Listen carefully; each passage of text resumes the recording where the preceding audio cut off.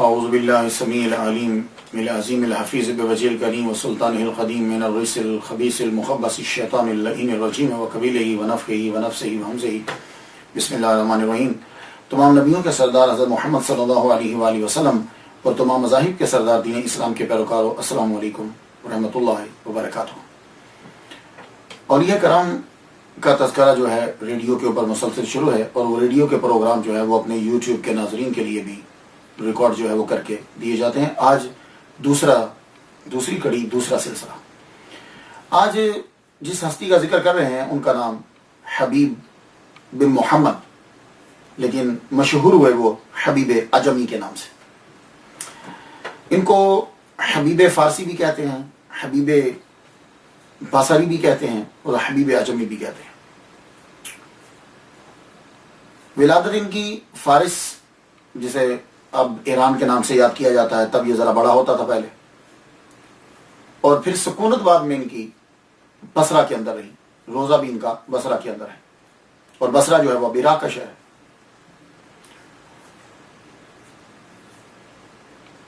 پہلی صدی ہجری جو ہے اس کے اندر آپ کی ولادت ہے، یعنی یہ بھی حضرت حسن بصری رحمۃ اللہ علیہ کے خلیفہ ہیں، مرید ہیں، انہی کے ہاتھ پہ انہوں نے توبہ کی ہے۔ آئیے دیکھتے ہیں کہ ان کی لائف جو ہے وہ کس طرح چینج ہوتی ہے، وہ کون سا ٹرننگ پوائنٹ ہے کہ جس پوائنٹ کے اوپر جا کے ان کی لائف جو ہے وہ چینج ہو رہی ہے۔ اللہ تعالیٰ نے دولت بہت دی تھی، اور دولت جو ہے یہ اللہ تعالیٰ قرآن مجید میں کہہ چکا کہ یہ ایک آزمائش ہے، بہت بڑی آزمائش، اور نبی کی زبان سے جو ہمیں معلوم ہوتا ہے اس سے پتہ چلتا ہے کہ دولت جو ہے وہ بہت بڑی آزمائش ہے، چھوٹی آزمائش نہیں ہے، اور ہمارے لیے بہت بڑی آزمائش ہے۔ لیکن اگر خیر و عافیت ہو اور اللہ کی معیت ہو تو پھر دولت جو ہے اس سے آدمی نیکیاں کما سکتا ہے۔ حبیب بن محمد المعروف اعجمی، ان کو اللہ تعالیٰ نے دولت دی، تو اب دولت جب دی تو انہوں نے اس کا استعمال کیا گیا کہ وہ دولت یہ اپنے علاقے کے لوگوں کو قرضہ دیتے تھے، کہ جو لوگ بیچارے مصیبت زدہ ہوتے وہ ان سے آگے قرضہ لیتے، اور پھر یہ اس کے اوپر سود لیتے، سود در سود پھر چلتا۔ طریقہ کار ان کا کیا تھا سود لینے کا؟ گھر کا خرچہ جو ہے وہ یہ کس طرح چلاتے تھے؟ جن لوگوں کو قرضہ دیا ہے ان کے ہاں پیسے لینے چلے جاتے ہیں۔ ہاں بھائی تم لوگوں نے وعدہ کیا تھا پیسے دو، وہ جی پیسے تو نہیں ہیں، اچھا تو پھر اب میں آیا ہوں، اتنی دور سے سفر کر کے میں آیا ہوں، تو میں واپس جاؤں گا، میرے ٹائم کی پرائس دو، قیمت دو، تو میں تو کچھ نہ کچھ تو لے کے جاؤں گا۔ تو پھر کیا کرتے کہ ان کے گھر میں سے کوئی نہ کوئی چیز اٹھا کے لے جاتے۔ تو گھر کی جو گروسری تھی، جو دن کا خرچہ ہوتا تھا گھر کا، یعنی جیسے لکڑیاں ہیں، ویجیٹیبل سبزی ہے، یا گوشت ہے، یا گھی ہے، اس طرح کی چیزیں وہ ایسے ہی پورا کرتے تھے۔ صبح نکل جاتے تو لوگوں کے گھروں سے جس کے گھر سے قرضہ لینا تھا وہاں جاتے اور وہ چیزیں اٹھا کے پھر لے آتے۔ اب یہ سود جو ہے بہت بری چیز ہے۔ ایک دن کیا ہوا کہ کسی گھر میں تقاضا کرنے کے لیے گئے، تو اس نے کہا کہ میرا خاوند، گھر میں بیوی تھی، کہنے لگی کہ خاوند میرا گھر میں نہیں، شوہر گھر میں نہیں ہے۔ تو کہا گھر میں نہیں ہے تو پھر یوں کرو کہ میں اب خالی تو جا نہیں سکتا، میں اتنی دور سے آیا ہوں، مجھے پیسے دو۔ اس نے کہا کہ گھر میں گوشت تھا وہ تو ختم ہو گیا، ہاں وہ جو ہم نے بھیڑ ذبح کی تھی نا اس کا سر پڑا ہوا ہے، تم وہ سر لے جاؤ۔ آپ نے وہ سری لی، خالی نہیں مڑتے تھے، سری لے کے پہنچے۔ اور اسی طرح دوسرے گھروں میں کسی گھر سے لکڑیاں لی، کسی گھر سے کچھ لیا، گھر جا کے اپنی بیوی کو دے دیا اور کہا کہ اسے پکاؤ۔ آپ کی بیوی جو ہے وہ اس کو پکانے لگی۔ اب جب وہ سالن پک چکا، کھانے کے لیے تیار ہوئے، ایک دم سے سائل نے آواز دے دی دروازے پہ کہ مجھے کچھ کھانے کو دے دو۔ یہ جب آواز دی تو آپ اٹھ کے دروازے پہ چلے گئے، کیونکہ وہ سائل کھڑا رہتا جب تک یہ جا کے جواب نہ دیتے۔ جا کے کہنے لگے ہمارے گھر کچھ نہیں ہے، ہمارے گھر کچھ نہیں ہے، جو ہے وہ تمہیں دوں گا تو تو امیر نہیں ہو سکتا، میں دے دوں گا تو میں مفلس ہو جاؤں گا۔ اور وہ جو سالن پکا ہوا تھا وہ اس بندے کو نہیں دیا۔ واپس جا کے جب کھانے کے لیے بیٹھے تو بیوی سے بولتے ہیں کہ جاؤ وہ سالن لے کر آؤ، میں کھانا کھاؤں۔ وہ جو ہی اس نے ہنڈیا کا ڈھکنا اٹھایا تو دیکھا کہ ہنڈیا پوری خون سے بھری پڑی تھی، گوشت نہیں تھا، خون تھا اس کے اندر۔ بلا کے کہنے لگی رہو دیکھو یہ تمہاری نحوست جو ہے، یہ تمہارے سود کی نحوست کھانے کے اوپر پڑ گئی، یہ دیکھو سارا کھانا خون بن گیا۔ یہ تھا پہلا ٹرننگ پوائنٹ کہ جب بیوی نے یہ کہا کہ تمہاری نحوست جو ہے وہ کھانے کے اوپر پڑ گئی۔ اس کے بعد یہ ایک پہلا ٹرننگ پوائنٹ ہے. تو آپ نے یہ کہا کہ اب سوچنے لگے. اور کسی وقت کوئی ایسا جملہ ہوتا ہے وہ بار بار سنتا رہتا ہے, لیکن کوئی وقت ایسا خاص آتا ہے کہ وہی جملہ اس کو کلک کر جاتا ہے. اسی لیے اسلام کے اندر یہ کہا گیا ہے کہ خوبی یہ ہے کنتم خیر امۃ اخرجت للناس تأمرون بالمعروف وتنہون عن المنکر. یہ عادت رہنی چاہیے ہماری کہ ہم نیکی کے بارے میں بولتے رہیں, سمجھاتے رہیں, بار بار کہتے رہیں, اگلا مانے یا نہ مانے. کیوں؟ کوئی ایسا وقت آئے گا کہ جس وقت وہی جملہ سیم جو آپ پہلے سنتے رہے اور اس نے اثر نہیں کیا, ہو سکتا ہے کہ وہ کسی جگہ پہ جا کے وہ اثر کر جائے. اثر کر گیا لیکن ہلکا اثر کیا. اب یہ پھر جا رہے ہیں. یہ جب رستے میں جا رہے ہیں تو انہوں نے کہا بھائی آج کے بعد نا میں کسی سے سود نہیں لوں گا. یہ انہوں نے دماغ کے اندر سوچ لیا کہ اس کی نحوست بہت ہوتی ہے, میں سود نہیں لوں گا, لیکن اصل رقم تو لے لوں, وہ تو میں نے ان کو دی ہے, میں سود نہیں لیتا, اصل رقم لے لیتا. اب چلے کہ لوگوں کو یہ بتانے کے لیے کہ مجھے اصل رقم دے دو تو میں باقی سود تم سے نہیں لیتا, یہ اب جو مجھے دے گا میں اسے اصل رقم لے لوں گا. جا رہے تھے کہ رستے میں لڑکے کھیل رہے ہیں, گلی میں لڑکے کھیل رہے ہیں, ایک گروپ تھا ان کا. جو ہی لڑکوں کی نظر پڑی حبیب بن محمد المعروف راجمی پر نظر پڑی تو لڑکے آپس میں کہنے لگے ہٹ جاؤ ہٹ جاؤ ہٹ جاؤ, حبیب سود خور آ رہا ہے. اگر اس کے پاؤں کی گرد تمہارے اوپر پڑ گئی تو نحوست پڑ جائے گی تم پر. یہ تھا دوسرا جملہ کہ جو اندر ہی بیٹھ گیا. پہلا جملہ اور یہ دوسرا جملہ. جب لڑکوں نے یہ کہا تو اسی وقت آپ بجائے اس کے کہ وہ جن لوگوں سے پیسے لینے کے لیے جا رہے تھے ان کے گھروں میں جاتے, سیدھا حضرت حسن بصری رحمت اللہ علیہ کے گھر چلے گئے. ان کے جہاں وہ بیٹھتے تھے وہاں چلے گئے. تقاضا نہیں کیا, وہاں چلے گئے. وہاں بیٹھے, ان سے جا کے توبہ کی درخواست کی کہ میری توبہ رب سے کروائیے, میں توبہ کرنا چاہتا ہوں اور آپ کے ہاتھ بیعت کرنا چاہتا ہوں. حضرت حسن بصری رحمت اللہ علیہ کی بیعت انہوں نے کی, اللہ کی بارگاہ میں توبہ کی. حضرت حسن بصری کی بیٹھ کر تبلیغ سنتے رہے اور جب محفل سے اٹھے تو انہوں نے یہ پوری مکمل توبہ کر لی اور رب تعالیٰ سے عرض کی کہ اللہ سود تو پہلے ہی میں کہہ چکا تھا کہ نہیں لوں گا, اب میں لوگوں سے اصل رقم بھی نہیں لیتا, میں تیرے نام پر سب کو معاف کرتا ہوں. اور اب میں جا رہا ہوں اعلان کرنے کے لیے کہ جس کے میں نے پیسے دینے ہیں وہ مجھ سے میں اس سے تقاضا ہی نہیں کروں گا, اور اپنی جو چیزیں رکھی ہیں مجھ سے واپس لے جاؤ. توبہ کر کے جب واپس آ رہے تھے لڑکے رستے میں وہی کھڑے, لیکن اب جملہ بدل گیا. وہ لڑکے کہنے لگے ٹھہر جاؤ, رک جاؤ, ساکت ہو جاؤ, اپنے پاؤں مت ہلانا. ایسا نہ ہو کہ تمہاری گرد جو ہے پاؤں سے اٹھنے والی وہ حبیب پہ پڑ جائے اور تمہارا نام گناہگاروں میں لکھ دیا جائے. اللہ اکبر جل شانہ. تو حضرت حبیب اعجمی کہنے لگے یا اللہ اتنی تھوڑے سے وقت میں تو نے لوگوں تک میری بات پہنچا دی اور لوگوں سے میری عزت کروا دی مالک. اللہ اکبر جل شانہ. یہ ایک ٹرننگ پوائنٹ تھا آپ کا کہ آپ نے سود خوری سے توبہ کی اور اصل رقم بھی آپ نے اعلان کر دیا کہ آؤ جن لوگوں نے میرے پاس گروی رکھی ہوئی ہیں چیزیں یا جن لوگوں نے عبارات لکھوائی ہوئی ہیں وہ سب کی سب لے جاؤ, آج کے بعد میں کسی بندے سے کوئی پیسہ نہیں مانگوں گا. یہاں میں رکتے ہوئے ایک جملہ عرض کرتا جاؤں. سود کے اوپر گفتگو بڑی طویل ہے. میں یہاں امریکہ میں رہتا ہوں, 12 سال مجھے ہو گئے.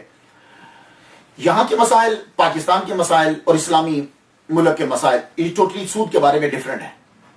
اس کے اوپر آپ ڈیٹیل سے پڑھنا چاہیں تو بہار شریعت آپ پڑھیے, اور میرے استادوں کی کتاب علامہ غلام رسول صاحب سیدی شیخ الحدیث جامع نمیہ کراچی جنہوں نے تبیان القرآن بھی لکھی ہے, یہ میرے استاد محترم, بہت زبردست کتاب ہے, اسے آپ پڑھیے. جو انہوں نے کتاب لکھی ہے شرح مسلم جو لکھی ہے پڑھنے کے قابل ہے. میرے والد صاحب کے بھی وہ استاد ہیں, میرے والد گرامی سید طالب حسین شاہ رحمۃ اللہ علیہ, وہ بھی ان کے شاگرد ہیں, ان سے کچھ اسباق لی ہے انہوں نے.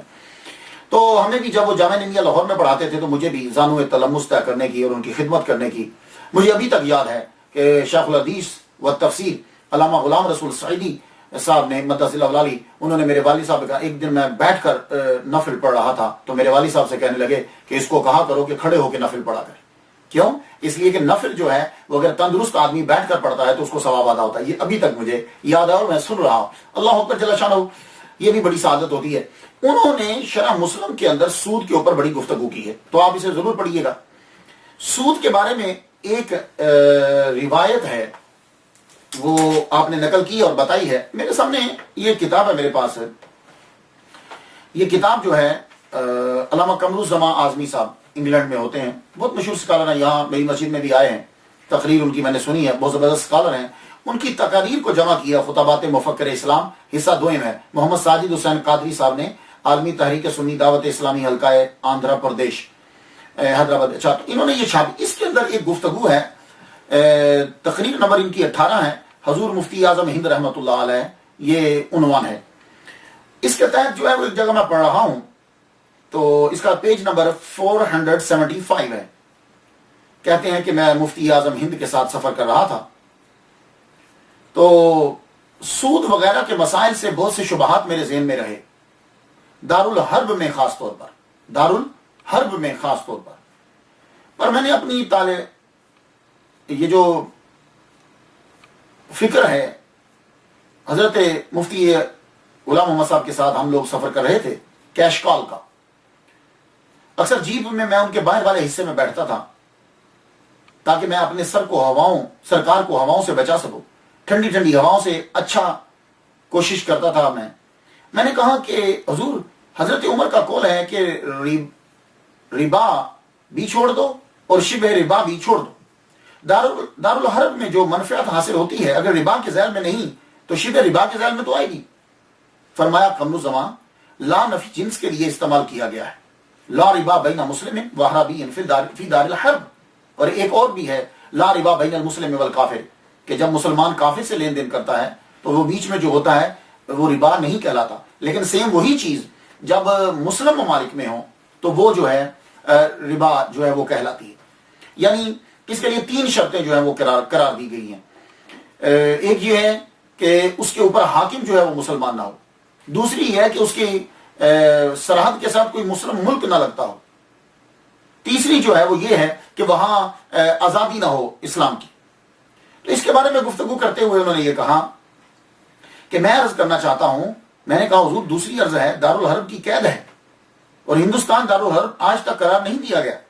تو آپ نے فرمایا تقریر زیلائی دیکھو، امام زیلائی رحمہ اللہ نے اس کو دراصل قید اتفاقی کہا ہے، قید حقیقی اور لازمی نہیں کہا۔ واللہ العزیز، میں نے قدم چوم لیے، یہ اس لیے کہ یہ کتابیں عام طور پر مطالعے میں نہیں ہوتی اور مفتی اعظم ہند کو کبھی کسی نے مطالعہ کرتا ہوا نہیں دیکھا، مگر حوالہ دے رہے ہیں۔ تو یہ میں آپ کو بتانا چاہتا ہوں کہ سود کا مسئلہ جو ہے امریکہ کے اندر، کینیڈا کے اندر، یہاں جو ہے ذرا ڈیفرنٹ ہے، لیکن میں عرض یہ کرنا چاہوں گا کہ ایک چیز ہوتی ہے فتویٰ، ایک چیز ہوتی ہے تقویٰ۔ تو فتویٰ تو یہی ہے کہ جو علماء سے آپ سنتے رہتے ہیں کہ امریکہ کے اندر اور کینیڈا کے اندر، لیکن تقویٰ جو ہے وہ یہی ہے کہ اگر آپ لوگ بچ سکتے ہو تو پھر آپ لوگوں کو ان ممالک کے اندر بھی اس چیز سے جو ہے وہ بچنا ہی چاہیے۔ تو سود جو ہے حضرت حبیب اعظمی نے اسے چھوڑا، اصل تقاضا بھی چھوڑ دی، اللہ تعالیٰ نے پھر ان کو بڑا مقام عطا فرمایا۔ انہوں نے کیا کیا کہ ساری چیزیں چھوڑ دی، سب چیزیں چھوڑ دی، ایون کہ یہ اپنی قمیص بھی جو ہے وہ اتار کر سائل کو دے دی۔ اور ایک اور سائل آ گیا، اس نے حضرت حبیب اعظمی سے پھر سوال کیا تو آپ نے اپنے بیوی کی جو بڑی چادر تھی وہ چادر بھی اٹھا کے اس کو دے دی، دریائے فرات کے کنارے پہ جا کے ایک عبادت خانہ بنا لی، وہی دونوں رہنے لگے، میاں بیوی عبادت خانہ بنا۔ فرات کا دریائے فرات جو ہے مختلف لینگویج میں اس کے مختلف پروننسیشن ہے، لیکن یہ ہے بڑا ہسٹوریکل دریا، یہ دریائے فرات جو ہے عراق کے اندر، بصرہ، یہ سب جگہوں سے یہ نکلتا ہے، کبھی اس پہ ڈسکس کریں گے۔ دریائے فرات کے کنارے کے اوپر آپ نے عبادت خانہ بنا لیا، آپ عبادت کرتے وہاں، اللہ اکبر جل شانہ، رات بھر عبادت میں لگے رہتے، دن کو کچھ وقت نکال کے حضرت حسن بصری رحمۃ اللہ علیہ کے محفل میں جا کے بیٹھتے اور دین کا علم جو ہے وہ سیکھتے رہتے۔ کچھ عرصہ گزرا، پھر بیوی نے تقاضا کرنا شروع کر دیا کہ کچھ تو لایا کرو، جا کے گھر میں پکائیں، کیا کھائیں؟ آپ نے فرمایا اچھا چلتا ہوں، کہیں مزدوری کرتا ہوں میں۔ حبیب اعظمی رحمۃ اللہ علیہ جو ہے چلے، 1-2 جگہ نوکری مانگی، کسی نے نہیں دی، حالت دیکھ کے انہوں نے کہا کیا کام کرے گا، جاؤ کام کرو جا کے۔ تو 1-2 جگہ نوکری مانگتے، نہ ملتی تو آگے دور جا کے دریا کے کنارے کے پاس جا کے نوافل پڑھنا شروع کر دیتے، شام سورج ڈوبنے تک پڑھتے رہتے، مصلی کندھے پہ رکھتے، گھر واپس آ جاتے۔ بیوی پوچھتی گئے تھے، ہاں گیا تھا۔ اب اس کا وہ پھر تقاضا کرے گی، اسے کہہ دیتے ہاں گیا تھا میں، وہ سمجھتی نوکری کرنے گئے تھے۔ دوسرے دن پھر گئے، پھر اسی طرح مانگی، نہیں ملی نوکری، آپ نوافل پڑھتے رہے۔ بیوی نے پوچھا کچھ نوکری ملی؟ اب اسے بتا دیا ہاں ایک بہت بڑے مالک ہیں، اب وہ سمجھ رہی ہے شاید کوئی فیکٹری کا مالک ہے، بڑے مالک کے ہاں نوکری کر لی ہے۔ انہوں نے سمجھا ٹھیک ہے، کبھی نہ کبھی تو پیسے ملیں گے۔ اب آپ عبادت کرنا شروع ہو گئے، نوافل پڑھتے رہتے، عبادت کرتے رہتے. تقاضا بڑھ گیا ایک دن کہ اپنے مالک سے جا کے کہو کہ تھوڑا سا کھانے کو دے دو، لکڑیاں بھی نہیں ہیں، سالن پکانے کو کچھ نہیں ہے، روٹی نہیں ہے، کیا بتاؤں، کچھ تو تقاضا کرو مالک سے. اب کوئی کسی فیکٹری میں نوکری ہوتی، کسی کارخانے میں، تو تقاضا کرتے. چلے گئے، نوافل شروع کر دیے. واپس جب آئے تو دیکھتے ہیں کہ بیوی انڈیا بھی پک رہی ہے، روٹیاں بھی پک رہی ہیں. اللہ اکبر، اور کھانے کی خوشبو آ رہی بڑی زبردست. اندر پہنچے تو پوچھے یہ سارا سامان کہاں سے آ گیا؟ او ہو، آپ کو نہیں معلوم، آپ جس کے ہاں نوکری کرتے ہو وہاں کا ملازم آیا تھا، وہ یہ ساری چیزیں دے گیا اور جاتے ہوئے کہہ گیا کہ جب تمہارے خامد آئیں تو ان سے کہہ دینا کہ تم اپنی ملازمت تمہاری پکی، تم اپنا کام ٹھیک طریقے سے کرتے رہو، یہ تمہارے گھر کا خرچہ جو ہے وہ پورا ہوتا رہے گا. اللہ اکبر جل شانہ. اور اس بات کو تو حضرت حبیب اعظمی سمجھتے تھے کہ میں کہاں نوکری کرتا ہوں. پھر خدا کی بارگاہ میں اتنے گڑ گڑائے، کہنے لگے مالک تو نے میری لاج رکھ لی، چند دن کی عبادت کا صرف. پھر آپ نے یکسر ہی سب کام کی طرف دھیان ختم کر دیا، عبادت میں لگے رہتے، مستجاب الدعوات بن گئے. اب دنیا سے دھیان بالکل ہٹ گیا حبیب اعظمی کا، دنیا سے دھیان ہٹ گیا. اور جب دنیا سے دھیان ہٹ جاتا ہے پھر انسان مستجاب الدعوات بن جاتا ہے، پھر اس کی مکمل نظر اللہ پہ ہو جاتی ہے، پھر اللہ تعالیٰ اس کی ہر بات کو جو ہے وہ قبول کرتا ہے. اسی لیے ایک عورت آتی ہے آپ کے پاس اور آ کے کہتی ہے میرا بچہ گم ہو گیا، دعا کرو. تو عورتیں آپ کو پتا ہے، اور خاص کر کے ماں جو ہوتی ہے، جب ایک دفعہ دروازے پہ آ جاتی ہے تو بس رونے لگی، میرا بچہ دعا کرو، میرا بچہ مل جائے. آپ نے فرمایا تیرے پاس کتنے پیسے ہیں؟ کہنے لگی 2 درہم. کہا ادھر لاؤ. 2 درہم لیے، کہا جاؤ، آدمی بیٹھا ہو تو جاؤ اس کو خیرات کر دو، اللہ کے نام پہ 2 درہم دے دو. وہ 2 درہم دے دیے. فرمان لگے جاؤ گھر جاؤ، تمہارا بچہ آ گیا ہے. وہ عورت گھر پہنچی، دیکھی بچہ آگے کھڑا ہے. کہا میرے بیٹے تو کیسے آیا، کہاں سے آیا؟ کہا ماں میں کرمان پہنچ گیا تھا، یہ ایران کے اندر ہے، ابھی بھی ہے، میں وہاں پہنچ گیا تھا، میں آیا ہوں، رستے میں بازار میں تھا، ایک دم سے ہوا چلی اور آواز آئی کہ اس کو اٹھا کے بصرہ پہنچا دو. بس یہ آواز کا آنا تھا کہ پتہ نہیں کیسے وہ ہوا نے مجھے اٹھایا اور وہ پہنچا. تو ہوا میں اکثر آپ نے سنا ہوگا یہ ہوا کے اندر کچھ چیزیں ہوتی ہیں، جنات وغیرہ، یہ جب ہوا چلتی ہے تو ایک دم سے شاید کسی نے اٹھا دیا ہوگا اور اٹھا کے وہاں بالکل گھر تک پہنچا دیا. تو یہ کوئی مشکل نہیں ہے. آپ نے قرآن مجید تو پڑھا ہوگا، حضرت سلیمان علیہ السلام نے جب کہا کہ کون لائے گا تخت کو، تو قال الذین عنده علم من الکتاب انا آتیک بہ قبل ان یرتد الیک طرفک، ٹوئنکلنگ ود ون این آئی، آنکھ جھپکنے سے پہلے. تو آنکھ جھپکنے سے پہلے اتنا بھاری تخت اٹھا کے لایا جا سکتا ہے. تو اللہ تعالیٰ کے بندے ہیں. اللہ اکبر. تو ان کو حبیب جو ہیں یہ تو پہلے ہی اجمی ہیں. بھائی عربیوں نے دنیا کو 2 حصوں میں تقسیم کر دیے، ایک عرب ایک عجم. تو جو عربی نہیں بولتا وہ اجمی ہے. تو بھائی جب وہ ہیں ہی اجمی تو نام کے ساتھ اجمی کیوں لگ گیا؟ سوال تو ہے نا کہ جب ہیں ہی اجمی تو پھر نام کے ساتھ اجمی کیوں لگ گیا؟ اب ایک آدمی کا نام لیا جائے، عبداللہ صاحب لکھے جائے انسان، تو انسان تو ہے وہ. اب یہ بتلانا کہ انسان ہے، یہ نام جو چیز ہے. تو اصل وجہ یہ ہے کہ آپ جب پروناؤنس کرتے تھے تو آپ سے عربک لیٹر جو تھے وہ صحیح مخارج کے ساتھ پروناؤنس نہیں ہوتے تھے، تلفظ نہیں کر پاتے. جیسے الحمدو کو الحمدو پڑھ جاتے تھے. تو اللہ تعالیٰ تو نیت دیکھتا ہے نا. اب جو گونگا ہے وہ تو نہ ہا پڑھتا ہے نہ ہا پڑھتا ہے، یہ تو چلو ہا پڑھتے تھے نا، تو گونگا تو ہا بھی نہیں پڑھ سکتا، ہا بھی نہیں پڑھ سکتا، لیکن اللہ تعالیٰ نیت دیکھتا ہے. تو پروردگار عالم، تو یہ اس لیے ان کو ایک ریزن یہ بتائی جاتی ہے کہ اس لیے ان کو اجمی کہا جاتا ہے کہ یہ قرآن مجید کو پروناؤنس نہیں کر پاتے. لیکن جب قرآن مجید پڑھا جاتا تھا پھر قرآن کو بڑے غور سے سنتے تھے اور روتے تھے، ساروں کتاب روتے تھے. تو لوگ پوچھتے ہیں آپ کو قرآن سمجھ میں آتا ہے؟ کہنے لگے ہاں، میری زبان اجمی ہے، دل میرا عربی ہے. اللہ اکبر. یہ جملہ بڑا زبردست ہے، یہ جملہ کمال کا جملہ ہے. میں نے اس کو ٹائٹل کے اوپر لکھا کہ میری زبان اجمی ہے لیکن دل میرا عربی ہے، کیونکہ ہمارے محمد صلی اللہ علیہ وآلہ وسلم کی زبان جو ہے وہ عربی ہے. پروردگار عالم نے اتنا جو ہے وہ ان کو ملکہ عطا فرمایا عبادت کے اندر. اللہ اکبر جل شانہ. اور پھر ان سے ایک وظیفہ ملتا ہے، وہ وظیفہ سماعت کیجئے تو اجازت چاہوں گا. ان سے ایک وظیفہ مجھے ملا ہے، وہ وظیفہ آپ میں سے جتنے لوگ سماعت کر رہے ہیں آپ بھی اس وظیفے کو استعمال کیجئے. وہ وظیفہ ظالموں سے بچنے کے لیے اور مشکلات سے بچنے کے لیے. وہ وظیفہ کیا ہے؟ یہ جو میں نے جو پڑھا اس میں لکھا ہوا ہے 2 مرتبہ آیت الکرسی، 2 مرتبہ قل هو اللہ احد، پوری سورہ 2 مرتبہ، اور 2 مرتبہ آمن الرسول بما انزل علیہ من ربی والمؤمنون کل آمن باللہ، سورہ بقرہ کی آخری آیات جو ہیں 2 مرتبہ یہ پڑھیں، پڑھنے کے بعد آپ پھونک مار دیجئے اور سپرد کر دیجئے، اللہ تعالیٰ دشمنوں کی نظر سے اسے محفوظ کر دے گا۔ اب میں اس کی مثال دے دوں، آپ نے کہاں سے لیا؟ حضرت حسن بصری رحمہ اللہ تعالیٰ کو حجاج بن یوسف کی پولیس پکڑنے کے لیے آ گئی۔ جب حجاج بن یوسف کی پولیس پکڑنے کے لیے آئی تو وہ دوڑے دوڑے حضرت حسن بصری کے گھر پہنچ گئے، حضرت حبیب اعجمی کے گھر پہنچ گئے۔ حبیب اعجمی کے جب گھر پہنچے تو کہنے لگے دیکھ میرے پیچھے پولیس لگی ہے تو میں اندر چھپنے لگا ہوں، کسی کو بتانا مت، کیونکہ وہ حجاج بن یوسف جو آپ کو پتہ ہی ہے کہ اس بندے نے کتنے لاکھ لوگ مار دیے، قتل کر دیے۔ تو اندر جب یہ جا کے چھپ گئے تو کتنا بڑا مکان ہوگا، کمرے میں چھپے، پولیس آ گئی پیچھے سے، بولی ادھر حسن بصری آئے تھے، تم نے دیکھے؟ کہاں؟ اندر ہے۔ حبیب اعجمی مرید اور خلیفہ ہیں، کہنے لگے ہاں اندر ہیں۔ وہ اندر گئے، واپس آ کے لگے جھوٹ بولتے ہو، اندر تو کوئی نہیں ہے۔ کہا یار اندر ہے، میرے سامنے اندر گئے ہیں۔ انہوں نے 7 مرتبہ دیکھا لیکن حضرت حسن بصری رحمۃ اللہ علیہ نظر نہیں آئے، پولیس چلی گئی۔ حسن بصری رحمۃ اللہ تعالیٰ کمرے سے باہر آ گئے، کہنے لگے تم نے تو پھنسانے کا مکمل منصوبہ بنا لیا تھا، میں نے جو تمہیں کہا تھا مت بتانا۔ کہنے لگے میں جھوٹ بولتا، یہ میرے سچ کی وجہ سے آپ بچ گئے کہ میں نے سچ بولا تو آپ ان کو نظر ہی نہیں آئے۔ کہنے لگے تو تم نے کیا پڑھا، کیا کیا؟ کہا آپ جو ہی اندر داخل ہوئے میں نے 2 مرتبہ آیت الکرسی، 2 مرتبہ قل هو اللہ احد اور 2 مرتبہ آمن الرسول پڑھنے کے بعد جو ہے فوراً میں نے کہا یا اللہ میں تیرے سپرد کرتا ہوں، حسن بصری کو بچا لے۔